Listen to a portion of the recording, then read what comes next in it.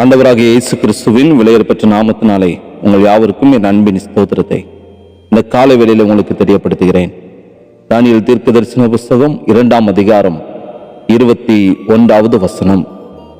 அவர் காலங்களையும் சமயங்களையும் மாற்றுகிறவர், ராஜாக்களை தள்ளி ராஜாக்களை ஏற்படுத்துகிறவர், ஞானிகளுக்கு ஞானத்தையும் அறிவாளிகளுக்கு அறிவையும் கொடுக்கிறவர் என்று சொல்லி பார்க்கிறோம். கிறிஸ்துவுக்குள் அன்பான தேவனுடைய பிள்ளைகளை, விழுந்து போய் காணப்படுகிறது அந்த உலகத்தில் நிலையானது என்று சொல்லி எதுவுமே கிடையாது. எல்லாவற்றிற்கும் ஒரு முடிவு உண்டு. ஆனால் அந்த முடிவு எப்படி சம்பவிக்கப் போகிறது என்பதுதான் காரியம்.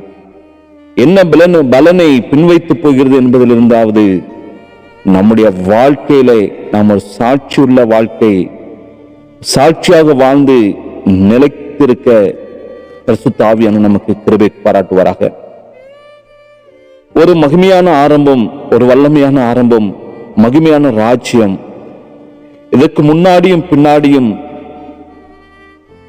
கட்டப்படாத அளவுக்கு கர்த்தருக்கென்ற மகிமையான ஒரு பிரமாண்டமான ஆலயத்தை கட்டியெழுப்பிய பெருமைக்குரிய ஒரு ராஜா, என்றும் ஆசீர்வதிக்கப்பட்டிருக்க வேண்டிய ராஜ்யம். ஆனால் இதற்கும் ஒரு முடிவு வந்தது.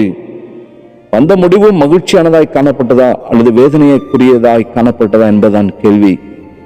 சாலமோனுக்கு கர்த்தருடைய வாக்கு தத்துவங்களும் வழிநடத்துதல்களும் விண்ணப்பத்திற்கு ஏற்ற பதில் இவர் எல்லாமே கிடைத்தது. அவன் தன் பாவத்தை தன் பக்கம் வைத்திருந்தான். கர்த்தருடைய அந்த வழிநடத்துதலிலே அஸ்திபாரமிடப்பட்ட சாலமோனுடைய வாழ்க்கை பிற்காலத்தில் கர்த்தரை விட்டு சறுக்கியதற்கு ஒரே காரணம் அவர் கர்த்தருடைய வார்த்தையை புறக்கணித்ததுதான். கர்த்தர் அவருக்கு 2 விசை தரிசனமாகி அந்நிய தேவர்களை பின்பற்ற வேண்டாம் என்று கட்டளை சொல்லிட்டிருந்தும் அவர் கர்த்தரை விட்டு தன் இருதயத்தை திருப்பி கற்பனைகளையும் உடன்படிக்கையும் உதாசீனம் பண்ணினார். கர்த்தர் அவர் மேல் கோபமானார். பலன் அவரிடமிருந்து ராஜ்யம் பிடுங்கப்பட்டது. என்னாலும் தகப்பன் தாவீது நிமித்தம் இவன் காலத்தில் அல்லாமல் மகன் காலத்தில் நடக்கும் என்று கர்த்தர் நம்முடைய வார்த்தையின் மூலமாக அங்கு அருளி செய்கிறார். அப்படியே கர்த்தரை விரோதிகளை எழுப்பினார். எப்ராஹிமின் வம்சத்திலே எரோபியாமிடம் அகியா தீர்க்கதரிசியிடம் பேசிய போது, இதோ நான் ராஜ்யபாரத்தை சாலமோனுடைய கீழிருந்து எடுத்து கிழித்தேன் என்று சொல்கிறார். எவ்வளவு கடுமையான வார்த்தை! அழகான ஆரம்பம், இறுதியிலே அலங்கோலமானது. என வாசித்து கேட்ட வேத பகுதியிலே தானியேலுடைய அந்த வார்த்தை இன்று நம்மை சிந்திக்க வைக்கட்டும். நம்முடைய கண்களுக்கு முன்பாகவே எத்தனையோ அரசாங்கங்கள், ராஜ்யங்கள் தோன்றிய நாட்கள் அழிந்து போய் கொண்டிருக்கிறது. அதே சமயம் நல்ல ஆளுகை செய்து ஒரு முன்மாதிரியான வாழ்க்கை வாழ்ந்து நல்ல ஒரு ராஜ்யத்தை கட்டி எழுப்பி வைத்து போன அதிபதிகளும் இந்த உலகத்தில் இருக்கத்தான் செய்கிறார்கள்.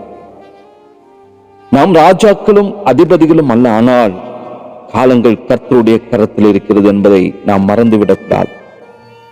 நம்முடைய ஆரம்பங்கள் மிகவும் சிறப்பாக காணப்படலாம், ஆனால் அந்த முடிவு பெறிந்த நிலைத்திருப்பவனை ரட்சிக்கப்படுவான் என்று சொல்லி வேதவசனம் சொல்லுகிறது.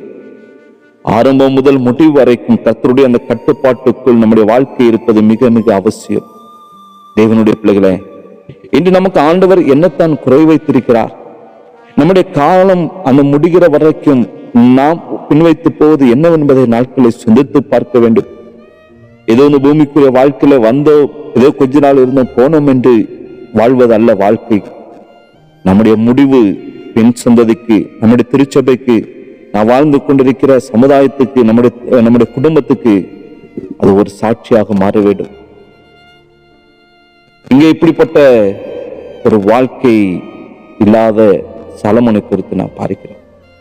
வேதவசனம் அழகாக சொல்லுகிறது, அவர் காலங்களையும் சமயங்களையும் மாற்றுகிறவர், ராஜாக்களை தள்ளி ராஜாக்களை ஏற்படுத்துகிறவர். கர்த்தருக்கு பிரியமாய் நாம் வாழ்கின்றதான பொழுது நிச்சயமாய் கர்த்தர் நம்மை ஆசீர்வதிப்பார். எல்லாவற்றிற்கும் ஒரு முடிவு உண்டு. அதனாலே நாம் கர்த்தருடைய சித்தம் செய்யும்படியாய் இந்த காலை பொழுதில் நம்ம தேவனுடைய கரத்தில் நம்மை அர்ப்பணிப்போம். தெய்வ கிருபை யாவரோடு கூட இருப்பதாக. ஜெபிக்கலாமா? எங்களை நேசிக்கிற அன்பின் நல்ல பிதாவை, ஆசீர்வாதங்களை கொண்டு காலை பொழுதுக்கு நன்றி அப்பா. சாலமோன் ராஜாவினுடைய முடிவு எங்களுக்கு ஒரு எச்சரிக்கையாக இருக்கட்டும். உம்முடைய அந்த கட்டுப்பாட்டுக்குள்ளே முடிவு பரியந்தம் அப்பா நாங்கள் காணப்பட எங்களை உம்முடைய கரத்திலே அர்ப்பணிக்கிறோம். எப்பொழுதும் உம்முடைய சத்தம் கேட்டு உம்முடைய சுத்தம் செய்து தகப்பனே உம்முடைய வழியில நாங்கள் நடக்க இந்த காலை பொழுதில் எங்கள் முற்று முடிய உம்முடைய கரத்துல தருகிறோம். யாவரையும் ஆசீர்வதிங்க. இயேசுவின் நாமத்தில் ஜெபிக்கிறோம் நல்ல பிதாவே. ஆமேன், ஆமேன்.